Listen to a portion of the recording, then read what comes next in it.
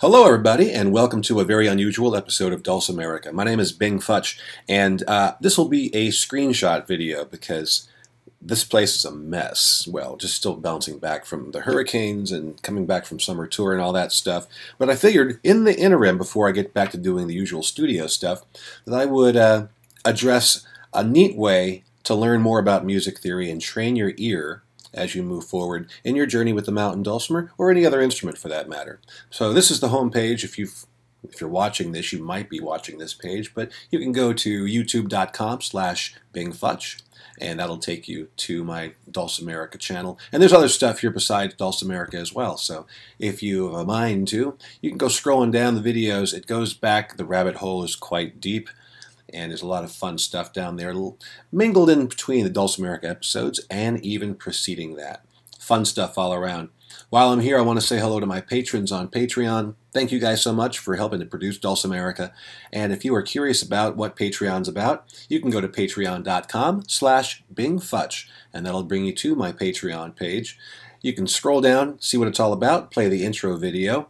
And right here in the featured tag section on the left side, you'll see it says Open House. And there are 32 public posts there, including downloadable music, video, tablature, and a lot more. So check the Open House, take a look down the page and see what Patreon's all about. Like I mentioned already, my patrons help to create Dulcimerica, as well as lots of other stuff as well. So thank you for checking that out. What I'd like to share with you today, as far as helping your music theory journey, is a little look and how to use a look inside and how to use Better Ears. Better Ears is a great program that can be worked in a desktop version. It can also be worked with your smartphone. It is the best music theory trainer I have ever come across, and it's very affordable. It's like 20 bucks to get the desktop version, and I think off the top of my head it's like I don't know, maybe $10 for the mobile version. Either way, it's a very, very small amount of money to invest for a very, very powerful interface to help you learn music theory. So this is the main page. It's www.better-ears.com. And that's all you got to do is type that in, and then you come on down here, and I'm on Mac, so you click down, click Buy Now. You can see it's $19.99. You go through all the stuff, and you can download it right there on the spot. And then they will give you a key that you enter into it, and then you've got this deal. So I'm going to show you what the program, the desktop version of it, looks like, and how you can use it. Now, when I first started teaching myself music theory, I used the iPhone version of this. And I still use that when I travel around because your experience, your journey with music theory is ever going. You're always going to find something new and fascinating the more you get into it. It's really tough at first, but it can be very, very exciting as you begin to move along. All right, so what I recommend with your beginning music theory and listening to the differences between tones and the distances between notes and pitches, I would go with interval recognition first, and that's the very, very first thing you see here at the top. Now you can also go up here and get into these menus at the top. Now when you first get in here, you're going to want to choose maybe beginner level. If you've never done any sort of music theory training before, and what beginner level is going to do is going to give you very, very basic options as you begin your training. So we're going to talk about intervals for a second. And intervals basically are the distances between two notes. So if you've got a root note that you're starting with, and then you pick another note, then the distance between those two notes is measured in terms of its interval. And in the chromatic scale, there are 12 separate intervals that we're working with, and each one of them has a name.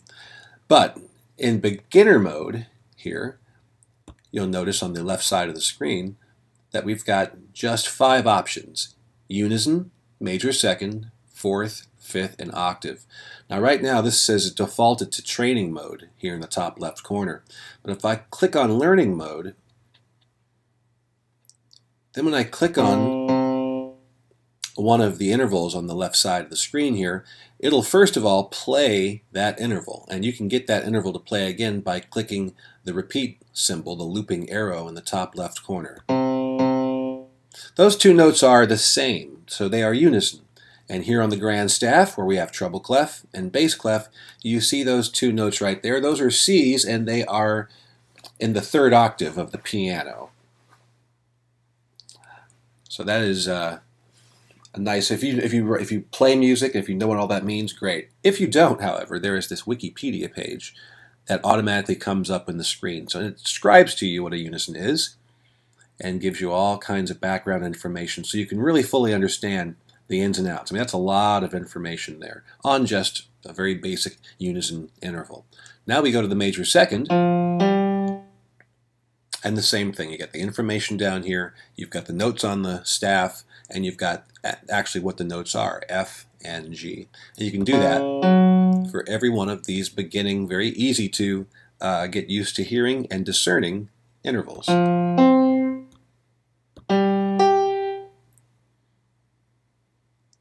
So once you get over here and toggle the level to easy, you'll notice that all of a sudden we add in some intervals. In fact, what we have now are every single interval representing the major scale.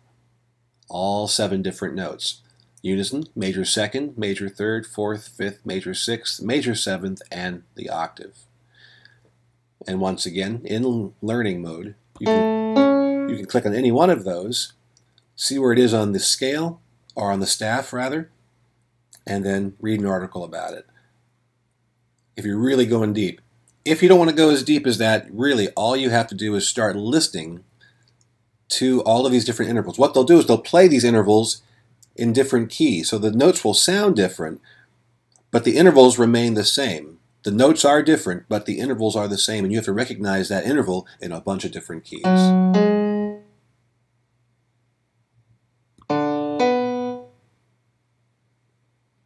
So once you go through and you think you've trained your ear a bit to listen, you might want to start there by going over to the training side. But right now, let me show you what happens when you go and you bump up the level once again to normal. Normal is going to give you the chromatic intervals. That's every single interval in the chromatic scale. That's really super, super helpful. That's what you want to shoot for. But for the meantime, go ahead and keep it at beginner if you've never done this sort of thing before, and then work your way up. So once you've listened to all the intervals and you figure you've got it all figured out and you've done the reading, come over here and switch to the training mode. And now when you play, you're going to get some sort of interval, and then you have to choose what you're listening to. Bum, bum, that's a major second. And it even gives you the first note right there. I'm going to click on major second. And I don't know if you saw that, but at the very, very top of the screen, it said right. Let's do that again. We just heard a unison interval. I'll play it again. That's a unison. So I'm going to go ahead and click on unison. Watch the top of the screen up here. Right, unison, E3 to E3. Bum, bum, another major second, only we've started with a different note this time. Our first note's a C. Major second. Yep, hit major second, right, it's C4 to D4. And this is what you do. You basically let this thing play these intervals to you, and you guess out of these 5 choices which one you're listening to. Now, down below here, and using these arrows, you can change it from your score view, which is funny. The score, there is a score at the top. It's a staff really though. At the bottom, that's your score. That's actually how you're doing. So if I move this arrow all the way up, I don't even look at the staff. If you're not concerned about what it looks like on the staff, then you can go ahead and still do this. Oops. I hit something wrong. So what happened was I got a wrong note. And you can see over here where the arrow is that I got a 5th wrong once. You can also see that I got a 5th right 4 times. And then major second. So this keeps score for you. This lets you know what you're good at, what you can discern, and what maybe you need some more work on. And the ones you need more work on, you can go back over to the learning side and drill those until you get it right. I love it that this thing keeps score for you, keeps track of your progress, and lets you know where your weak spots are, and also where your strong spots are, so you can feel confident and take some of that back with you. There is no competition, there are no funny games that you can play. It's all about just getting used to listening to these intervals and being able to figure out what they are. Now, on the top left side, you'll see that I have clucked or chucked the notes will be played in ascending order, meaning going up. But if you want to hear the intervals going down, that's important. I'm going to bring this back down to the staff again, because the intervals actually have a different characteristic when you play them in reverse order. Let's take this unison. Sorry, we're just going to play something here. Let's go learning and play fifth. Now I'm going to click on descending and play it again. For some reason it didn't do it though. We may have to move on from here, go back to it. Okay, now I'm going to click descending and go back to fifth. See? So it sounds a little bit different, and some of these really sound different. In fact, since we're in learning, let me show you what the very scary professional level looks like. This includes all of the intervals, not just the ones in the first octave, which is chromatic, but also going into the second octave as well. That's pretty scary stuff. But some of these sound very, very different. That's descending. That's a minor sixth. And now we're going to go ascending and come back to it.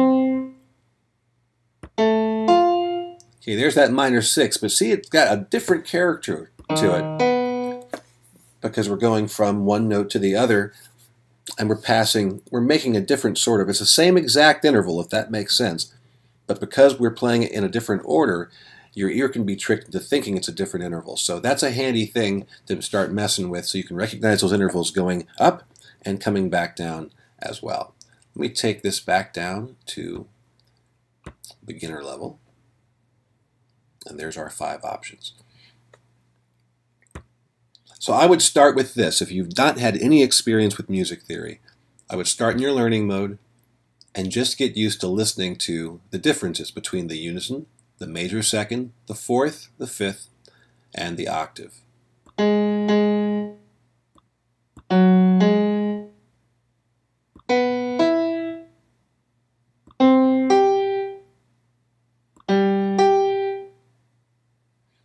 Once you're starting to score those and you're not getting any wrong, then you're ready to start moving on from there.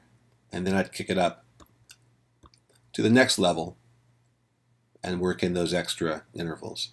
And when you're acing all of those with no problems and all the different keys, finally go ahead and take it up to normal and learn all the intervals. This is going to help you a lot, and this will be a continuing series down the road as we get down deeper into music theory.